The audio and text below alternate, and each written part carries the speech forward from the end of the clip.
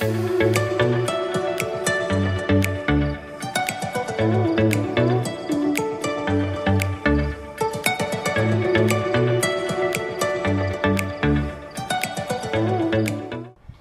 Sobat Faperta dimanapun kalian berada, kita berjumpa lagi di program Sapa Faperta bersama saya Nurul Tria yang akan menemani Sobat Faperta di episode Sapa Faperta kali ini.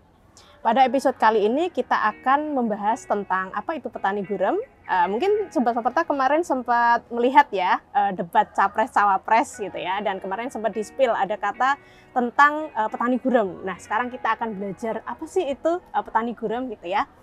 Terus di sini sudah bersama saya ada Profesor Jamhari selaku guru besar di Fakultas Pertanian. Beliau juga salah satu penulis buku yang membahas tentang food estate gitu. Tapi untuk food estate mungkin kita akan bahas di episode berikutnya gitu ya. Oke, langsung saja mungkin saya sapa Prof. Jamhari. Selamat pagi, Prof. Selamat pagi. Bagaimana kabarnya? Alhamdulillah, kabar baik. Alhamdulillah. Gitu. Oke, Prof. Di sini kita akan ngobrol santai gitu ya seputar petani gurem gitu ya. Mungkin sebagai awalan nih supaya nanti Sobat Faperta juga nggak bingung. Sebenarnya apa sih istilah petani gurem itu, maksudnya seperti apa gitu, Prof? Selamat pagi, Sobat Faperta.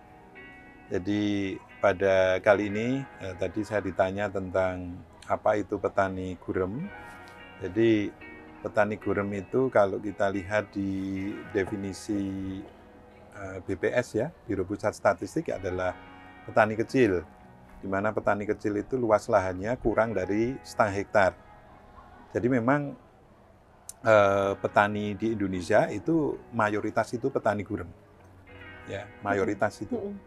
Jadi kalau sedikit sebagai perbandingan ya, rata-rata sebetulnya luas lahan petani di Indonesia itu kira-kira 0,2-0,3 hektar. Tapi kalau kita misalnya kita bandingkan dengan negara sekitar kita, ya misalnya di Thailand itu dia masih lebih dari 3 hektar. India itu juga lebih dari 3 hektar. Ya. Misalnya negara Jepang yang negara maju tapi juga pertaniannya kecil, itu dia juga luasannya itu lebih dari 2 hektar. Ya. Apalagi kalau kita bandingkan dengan negara-negara lain misalnya yang seperti Amerika itu lebih dari 150 hektar. Itu yang disebut petani. Bahkan di Australia itu lebih dari 3.000 hektar. Itu petani di sana, farmers. Nah, di Indonesia petani itu rata-rata memang mayoritas kecil, kurang dari 0,5 hektar, sehingga itu disebut sebagai petani gurem. Nah, tentunya mengelola petani gurem, petani kecil itu sangat berbeda, mestinya dengan mengelola petani yang skala besar. Jadi ini kira-kira petani gurem itu seperti itu. Sehingga dalam terminologi bahasa Inggris sering ditulis Indonesia ini bukan farmer, tapi peasant. Ya, peasant itu padanan dari petani gurem. Begitu, Mbak Nurul. Oke Pak, tadi kan kalau Prof sebutkan bahwa sebagian besar gitu ya petani kita adalah petani kecil-kecil gitu ya Pak. Yeah. Berarti artinya kita punya kita negara agraris dan sebagian besar itu memang bertumbuh pada sektor pertanian dan kenyataannya di lapangan itu ternyata banyak sekali ya petani guremnya gitu. Nah, bagaimana sih peran petani gurem itu terhadap penyediaan pangan nasional Pak? Ya, kalau kita bicara peran petani gurem dalam penyediaan pangan di Indonesia, itu 95% lebih penyediaan pangan di Indonesia itu tergantung pada petani gurem. Karena petani yang tidak gurem itu rata-rata tidak menanam tanaman pangan. Jadi sementara petani gurem, petani yang kecil itu yang menanam tanaman pangan. Misalnya taruhlah petani kecil kita itu nanam padi, ya, kemudian ubi kayu, ubi jalan, jagung, kedelai, itu yang menanam adalah petani-petani kecil kita. Nah, sementara kita sebetulnya juga ada petani yang tidak gurem, petani yang besar sekali. Tapi memang petani yang besar sekali tidak kita sebut sebagai petani, tapi perusahaan pertanian. Taruhlah misalnya perkebunan. Jadi perkebunan di Indonesia ini skalanya kan sangat besar. Taruhlah misalnya kalau kita bicara perkebunan kelapa sawit. Itu kan luasannya bisa puluhan ribu hektar, bahkan ratusan ribu hektar. Jadi kalau ditanyakan tentang bagaimana peran petani kecil kita yang disebut petani gurem itu pada penyediaan pangan, ya sebetulnya kita bisa sebahagia ini, sesejahtera ini itu karena backup atau dukungan dari petani gurem. Karena yang menyediakan pangan di Indonesia itu ya petani gurem. Lebih dari 95% itu yang menyediakan petani gurem. Jadi perannya besar sekali. Jadi kalau kita mau membangun ketahanan pangan yang kuat, menyediakan pangan yang mencukupi bagi penduduk Indonesia ini, ya memang harus ada perhatian dan juga bagaimana mengelola petani yang kecil ini di Indonesia. Terus tadi kan bahwa petani gurem itu memang mereka walaupun skalanya kecil tapi secara kuantitas banyak gitu ya Pak ya, jumlahnya gitu ya, sehingga punya peran yang cukup signifikan dalam menopang pangan nasional gitu. Tapi itu sudah inline belum sih Pak dengan kondisi kesejahteraan petani gurem sekarang? Nah, oke, ini saya kira yang jadi masalah ya. Jadi petani kecil itu merupakan pendukung utama, jadi pilar utama untuk membangun ketahanan pangan yang kuat di Indonesia, khususnya dari sisi ketersediaan pangan, karena memang petani kecil ini kan yang menyediakan pangan, yang memproduksi pangan. Sebagai pilar utama, tetapi petani kecil kita itu memang dari sisi ekonomi, dari sisi kesejahteraan itu memang masih belum sesuai dengan posisinya sebagai pilar utama ketahanan pangan di Indonesia. Ini saya kira yang menjadi masalah. Nah, saya kira ada beberapa hal yang perlu diperbaiki dalam rangka untuk bagaimana supaya inline dalam bahasa Mbak Nurul tadi ya. Jadi inline antara petani kecil sebagai pilar produksi pangan dengan kesejahteraannya. Nah, salah satunya adalah justru bagaimana supaya skala usahanya itu meningkat. Jadi saya kira bagaimana akses petani kecil terhadap lahan itu perlu ditingkatkan. Ya, tentunya ini butuh satu kebijakan yang kebijakan dan komitmen. Ya.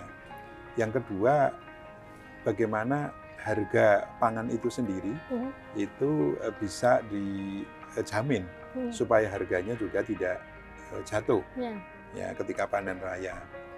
Nah, seringkali kita masih mendengar bagaimana ketika panen itu harga jatuh ya, ketika paceklik dan belum lama ini saya kira menjelang pemilu kemarin harga pangan, inflasi harga pangan cukup besar dan tidak bisa dikendalikan dengan cepat, dan ini pun juga saat ini pun masih belum turun kembali normal gitu ya.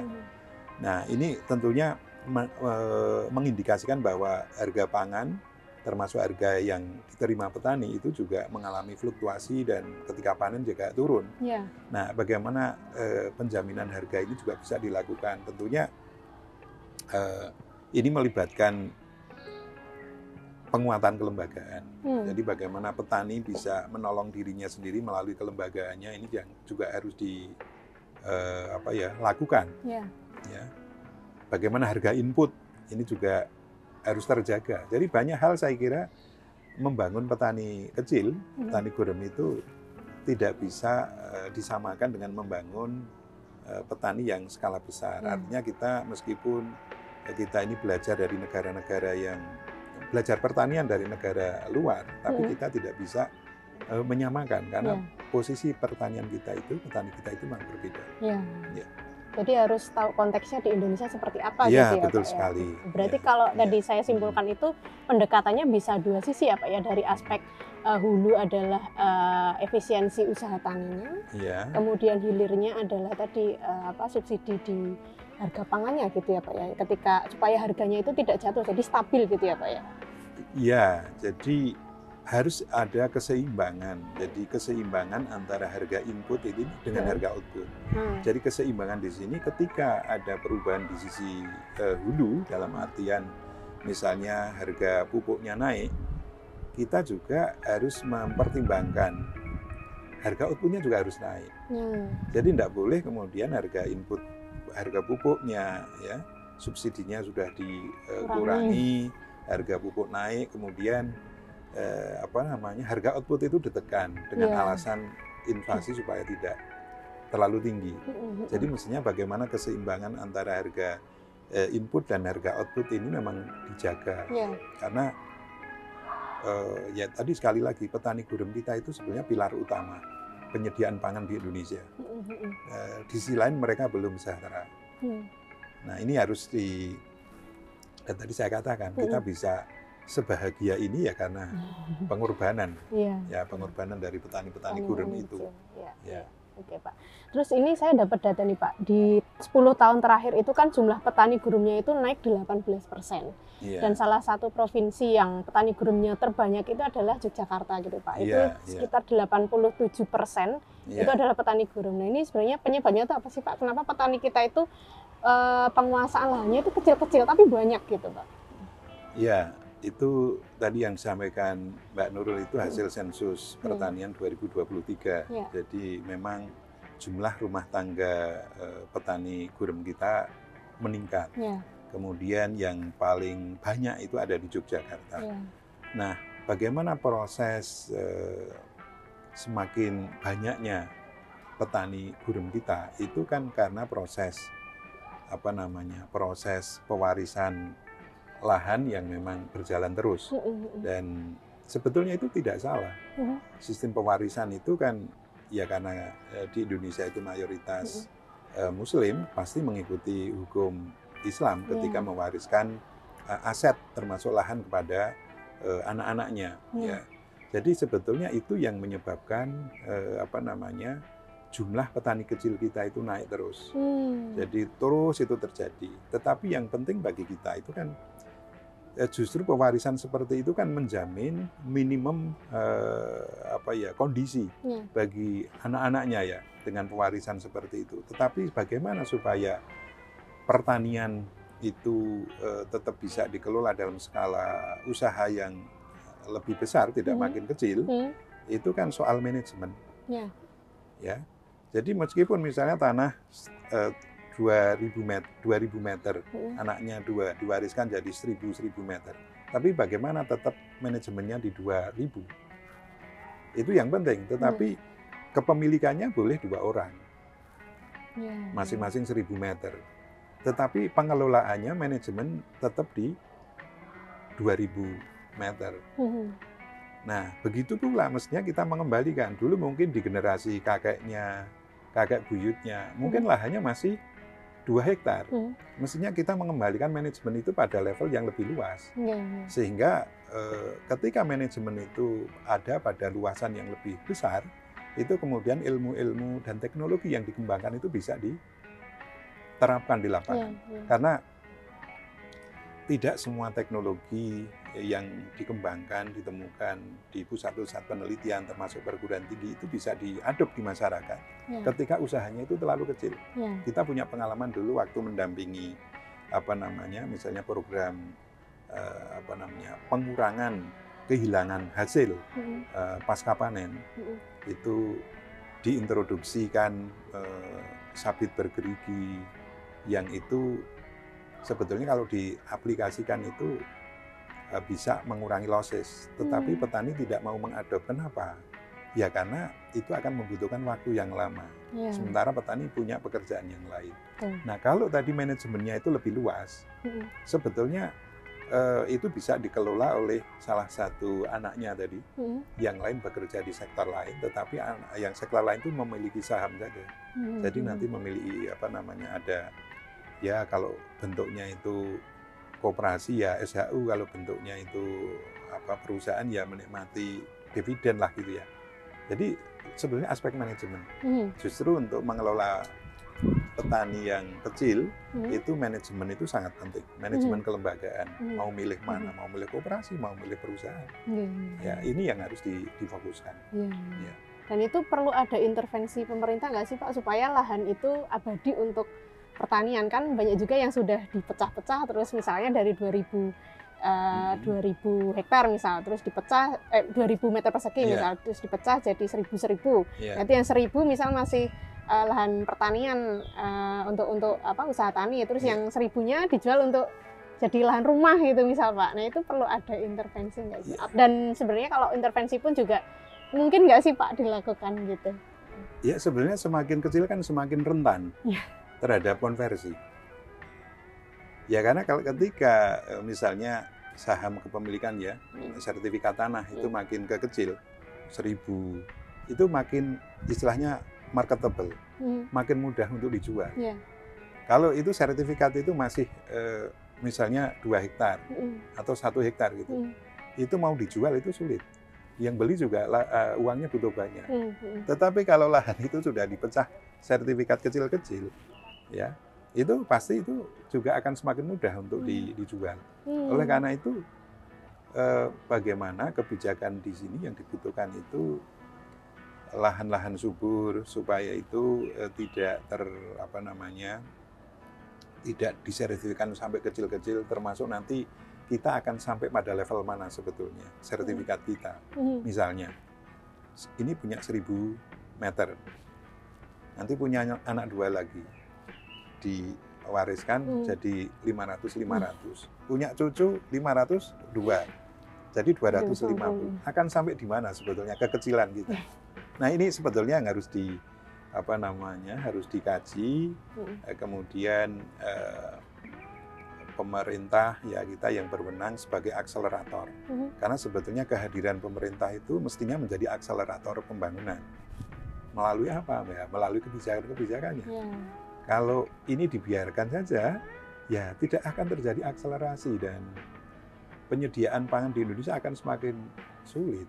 Karena apa? Makin kecil dikonversi yang subur kan, makin kecil makin mudah dikonversi.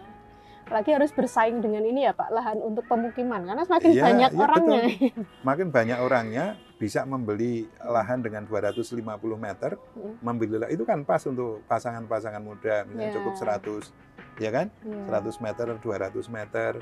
Jadi artinya memang kebijakan ini tidak bisa kebijakan sektoral di level pertanian, karena sebetulnya alih fungsi lahan ke penggunaan lain itu juga dipicu oleh kebutuhan yang lain, kebutuhan untuk rumah, ya toh.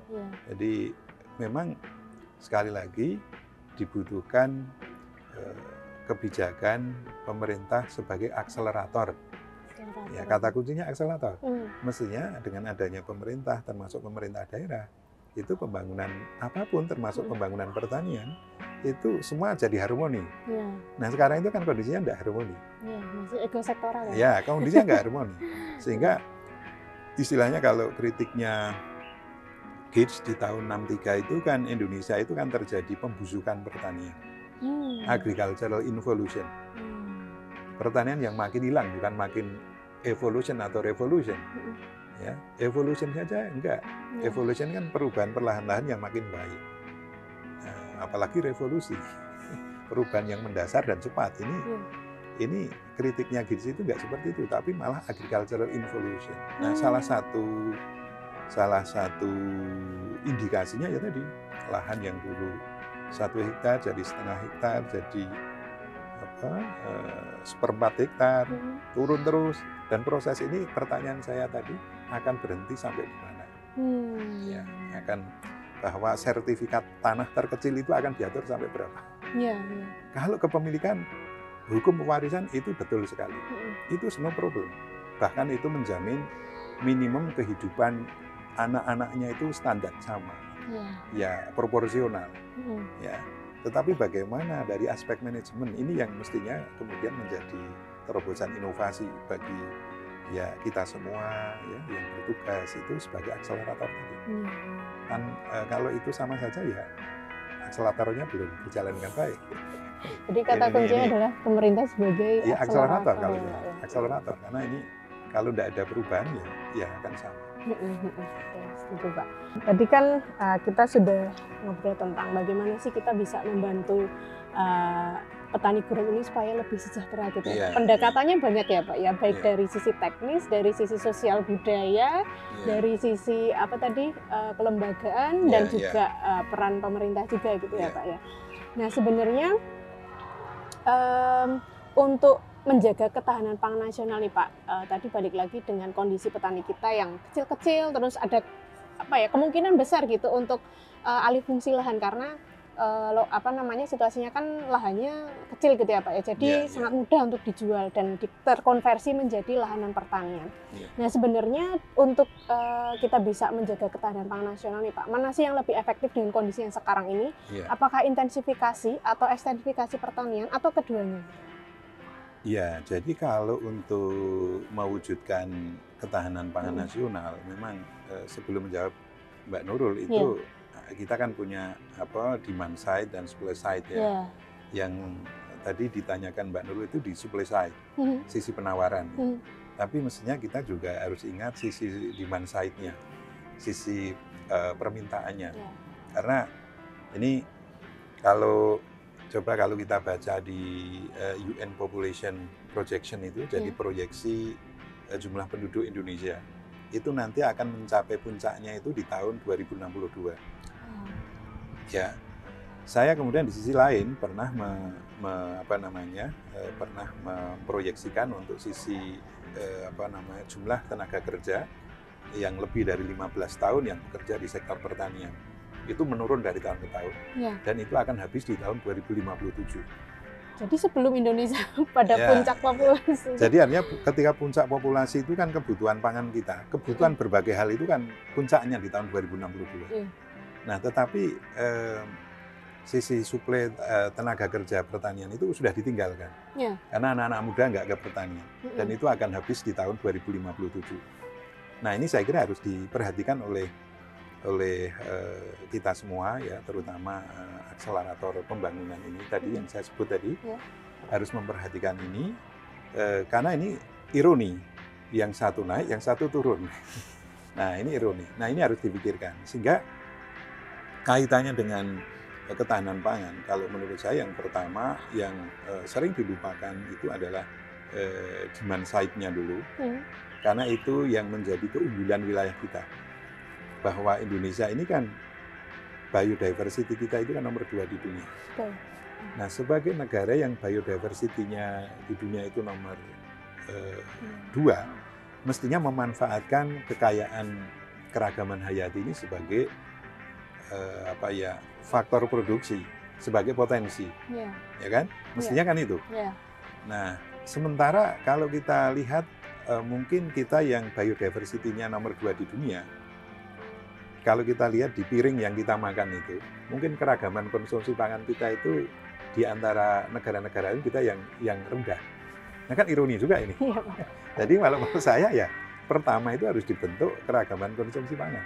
Kalau kita konsumsi pangan kita itu beragam, memanfaatkan keragaman biodiversitas di Indonesia, lah ini akan menjadi lebih ringan sebetulnya bagi kita untuk mewujudkan ketahanan pangan kita yang berbasis sumber daya alam lokal kita. Karena kalau kita mau mewujudkan ketahanan pangan Indonesia tapi basisnya itu pangan impor, saya kira untuk saat-saat ini kita udah terbukti sangat rentan. COVID. Betul. Ya, COVID itu betul-betul sebagai disrupsi semua lockdown, semua daerah. Ya, mencari kapal untuk impor itu juga nggak mudah. Kita juga pengalaman bagaimana perubahan geopolitik, ya, perubahan geopolitik, misalnya perang Ukraina, Rusia, ya, krisis di Gaza, ini juga menghambat transportasi termasuk produksi pangan dari negara satu ke negara lain. Nah, perubahan iklim itu nyata sekali. Beberapa negara sudah menyetop ekspor pangannya, ya kan? Jadi mengandalkan suplai pangan dari negara lain, artinya ketahanan pangan tidak berbasis sumber daya lokal, itu sangat rawan bagi kita. Sehingga langkah pertama sebelum tadi intensifikasi dan ekstensifikasi adalah kita kelola sisi demand. bagaimana keragaman konsumsi pangan tadi. Karena yang kita miliki biodiversity. Iya, betul. Nah, mestinya ini didorong. Caranya dengan pendidikan pangan lokal itu sejak dini, tidak hanya pengetahuan, tapi mestinya itu ada praktek ya.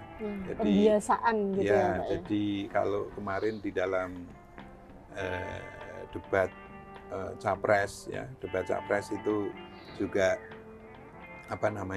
saya kira semua paslon itu menawarkan entah pangan murah, jadi semuanya akan menawarkan pangan murah atau pangan gratis. Itu menurut saya itu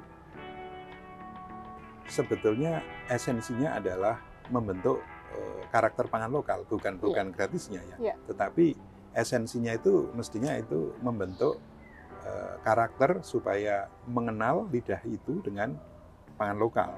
Dan itu bergizi gitu ya. Jadi harus ada ahli gizinya juga. Itu pertama itu. Yang kedua, ketika biodiversity itu sudah dikonsumsi secara beragam juga, maka kekayaan biodiversitas itu bisa kita kapitalisasi, bisa kita gerakkan, kita tingkatkan produksinya. Bukan saat ini karena sisi konsumsi itu banyak berasnya, kemudian dari sisi biodiversity hanya mengelola berasnya saja. Padahal kita tidak hanya punya beras, kita punya segalanya. Betul. Nah, kalau yang dikonsumsi itu segalanya, ini kan kita bisa naikkan semua. Nah, kalau ini bisa dinaikkan semuanya, maka potensi kalau sekarang itu kan kalau kita bicara hanya mengandalkan beras, padi, maka sentra produksinya di Jawa. Dan sentra di Jawa kalau hanya untuk padi, ya ini kalau estimasi yang kami lakukan, itu potensi di Jawa itu sekarang memang masih ada gap ya efisiensinya, itu masih sekitar 0,84, sehingga masih ada ruang sebetulnya untuk naikkan kira-kira 16%. Tapi itu juga nggak mudah karena di situ aspek manajerial, aspek kelembagaan yang harus ditingkatkan. Ya, itu kalau tergantung pada padi saja. Nah, tetapi kalau masyarakat kita sekarang juga sudah misalnya di daerah-daerah sentra produksi ubi kayu, misalnya kita punya Gunung Kidul, Wonogiri, bagaimana ubi kayu itu dikonsumsi untuk pangan pokok bukan beras, tetapi mungkin kita di Jogja udah tahu ada mie desa, ya, ada mie mokaf. Nah, itu kemudian menjadi pangan yang pokok. Taruhlah juga kita dulu ada juga roti yang menggunakan ubi kayu itu sebagai bahan bakunya, itu sebagai makanan pokok kita. Maka kapasitas produksi pangan di Jawa itu tidak hanya tadi untuk padi yang efisiensinya 0,84 tadi, tetapi kita bisa menaikkan produksi ubi kayu, ya, kita bisa menaikkan produksi ubi jalan, ya, kita bisa menaikkan umbi-umbian yang lain itu sebagai substitut dari beras. Nah, sehingga tadi kita mau intensifikasi atau ekstensifikasi, yang jelas kalau kita single commodity sangat tergantung pada beras, mau nggak mau kita ekstensifikasi, karena lahan itu sudah habis. Kapasitas produksi di Jawa itu terbatas. Dan yang bisa meningkatkan kapasitas produksi, carrying capacity of Java, jadi kapasitas carrying daya dukung Jawa untuk produksi beras, itu hanya teknologi, ya kan? Teknologi. Nah, ini nanti peran perguruan tinggi untuk meningkatkan daya dukung atau carrying capacity Jawa ini untuk produksi beras.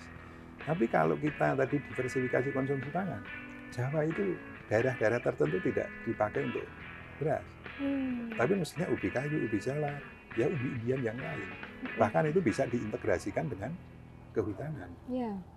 Jadi saya kira sekarang ini kalau di Jawa itu mestinya dengan intensifikasi plus diversifikasi pangan. diversifikasi konsumsi. Ya. Ya, itu dan diversifikasi konsumsi itu karena semua itu start from the end loh, Ya. Mbak Nurul toh. Ya. Jadi start from the end, berangkat dari demand dulu. Ya ini demand ini harus dibentuk karakternya. Ya. Nah sepanjang ini tidak dibentuk, ya misalnya bantuan pangannya kembali lagi beras, ya tidak membentuk dulu karakternya. Ya ini nanti post-pro, ini nggak membentuk, nggak tersistem. Jadi kalau mau membentuk karakter itu ya sejak kecil, ini memang harus lidah ini harus dibiasakan dengan masakan lokal. Tapi dan masakannya bukan tradisional kok loh ya. Mestinya justru bagaimana membuat olahan pangan berbasis lokal itu kekinian. Ya semakin instannya gitu ya. Jadi disediakan. Kita mengenal sekarang dari Mokaf itu sudah ada juga yang seperti Mimokaf itu sudah instan juga. Nah, artinya potensi itu ada. Nah, mestinya itu bagaimana didukung dengan sisi demand. Sekali lagi ini juga membutuhkan komitmen kebijakan juga. Jangan sampai justru sekarang kita ingin mengurangi beras, tapi malah menaikkan yang berbasis misalnya gandum impor. Ini juga nanti akan semakin memberatkan justru. Jadi bagaimana kemudian kalau sekarang lidah mungkin generasi-generasi yang bawah itu sudah sangat minded dengan taruhlah yang berbasis gandum, ya di mix sekarang. Kan itu bisa dengan satu peraturan kebijakan. Nah mestinya itu yang dilakukan. Kalau tadi jadi sudah terjawab ya, Jawa itu memang intensifikasi, diversifikasi konsumsi ini harus dilakukan. Dan kemudian yang di luar kalau yang beras ini belum bisa dikurangi dengan cepat, ya memang ekstensifikasi harus dilakukan. Bagaimana membuka ataupun memanfaatkan, terutama saya kira bukan membuka ya, tapi memanfaatkan lahan tidur. Oke, jadi lahan kata tidur. Kuncinya ke memanfaatkan lahan bukan tidur membuka, ya, lahan marginal gitu ya. Sekarang lahan-lahan yang sudah terlanjur terbuka itu dimanfaatkan. Ataupun banyak saya kira yang harus dipastikan bahwa lahan itu nggak ada yang tidur. Karena sekarang itu kenyataannya masih banyak kalau kita di musim-musim kemarau itu bahkan di Jawa saja itu juga masih banyak yang tidak ditanami. Nah ini justru yang harus ada kalau sekarang itu ada satgas pangannya. Satgas pangan itu kalau menurut saya bukan satgas pangan untuk mengontrol harga. Tapi satgas pangan itu satgas yang memang kesana kemari untuk memastikan nggak ada sumber daya yang tidur. Jadi kalau sekarang semua satgas pangan ini semua nanti ini ada mafia pangan. Ya oke lah itu ada, tetapi mestinya justru satgas pangan tugasnya itu memastikan sumber daya itu nggak ada yang nganggur. Nah kalau misalnya pas musim kemarau nggak ada air, nggak bisa ditanam, ya tambah air di situ. Caranya gimana? Banyak sumur pompa atau apa itu ya, panen buatkan embung itu sebetulnya dengan cara-cara seperti itu masih sangat lebih murah daripada kita memanfaatkan lahan-lahan yang marginal. Jadi mestinya lahan-lahan yang marginal yang memang itu sangat riskan terhadap kerusakan lingkungan, ya itu prioritas agak-agak akhir lah. Oh, jadi terminologi lahan tidur dan marginal itu berbeda ya Pak? Berbeda. Lahan tidur ini banyak yang lahan di Jawa saja yang masih tidur. Musim-musim tertentu belum dipakai. Nah, mestinya tugasnya Satgas Pangan kalau saya. Jadi bukan hanya ya karena seringkali inflasi itu menjadi momok. Ya, tetapi ketika harga murah itu tidak terlalu perhatian. Jadi saya perlu sampaikan di sini karena apa? Karena supaya harga inflasi tadi itu tidak momok sekali. Padahal itu juga sering inflasi itu juga menguntungkan petani juga gitu ya. Itu ditakuti tahu waktu harga pupuk itu nggak ada satgas yang terlalu gerak gitu loh. Jadi ini malah aneh kalau menurut saya Satgas Pangan itu ya udah sekarang Satgas Pangan itu memastikan nggak ada sumber daya nganggur, terutama lahan tidur itu. Nah, kemudian pemanfaatkan lahan marginal, termasuk misalnya lahan gambut yang sudah terlanjur dibuka, itu lahan rawa, itu bukan prioritas yang utama. Meskipun itu juga perlu, jangan sampai yang itu sudah terlanjur dibuka memang. Tapi jangan sampai kemudian yang di daerah-daerah seperti Jawa aja masih lahan tidur, tapi brand focusingnya itu masuk malah keluar ya. Luar, yang itu biayanya mahal sekali. Iya, betul. Jadi biayanya sangat jauh lebih mahal. Jadi menurut saya itu dulu yang dikerjakan. Oke.